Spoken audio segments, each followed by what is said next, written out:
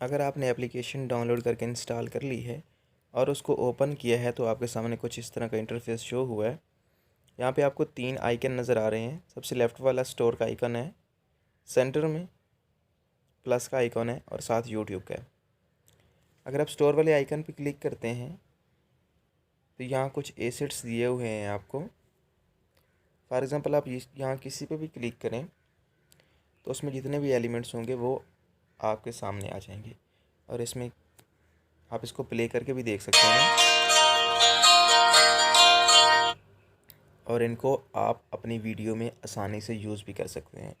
यहाँ पे कुछ ट्रांजिशंस दी हुई हैं, कुछ इफ़ेक्ट्स दिए हुए हैं, इवन कि यहाँ पे कुछ म्यूज़िक्स भी दिए हुए हैं जो आप अपनी वीडियोस में आसानी से इस्तेमाल कर सकते हैं, लाइक दिस।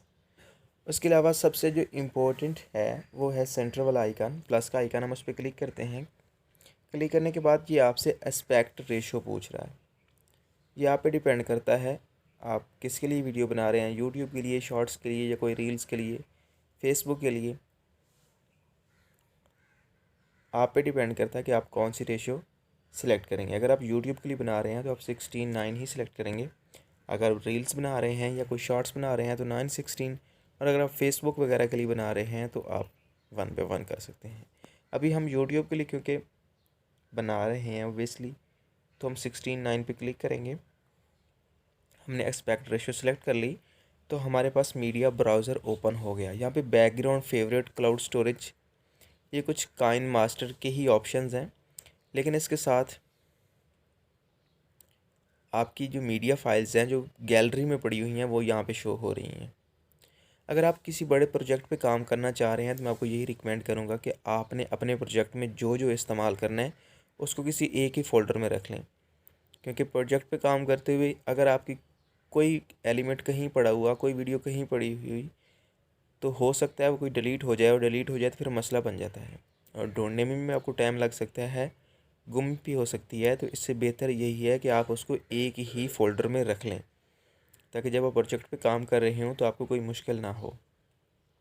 फ़िलहाल हम यहाँ से कुछ भी सिलेक्ट नहीं करते और यहाँ पे टिक भी क्लिक करते हैं। क्लिक करने के बाद ये हमारे पास इंटरफेस शो होता है काइन मास्टर का। यहाँ पे हम मीडिया पे सिलेक्ट करके लेट्स सपोज हम कोई फ़ाइल इंसर्ट करते हैं। ये हमारे पास फ़ाइल इंसर्ट हो गई। हम वापस चलते हैं अपने होम पेज पे। हम होम पेज पे आए तो यहाँ पे ये आइकन थोड़ा साइड पे चले गए हैं और यहाँ पे प्रोजेक्ट आ गया है। जो फाइल हमने इंसर्ट की थी, ये प्रोजेक्ट एडिट होने वाला है। हमने इसको एडिट कर रहे थे और हम वापस आ गए। हम इस पर क्लिक करके इसको दोबारा से एडिट कर सकते हैं, हम इसको प्ले कर सकते हैं, एक्सपोर्ट कर सकते हैं, इवन कि इसका डुप्लिकेट भी बना सकते हैं और डिलीट करना चाहें तो वो भी कर सकते हैं और इसको रीनेम भी कर सकते हैं।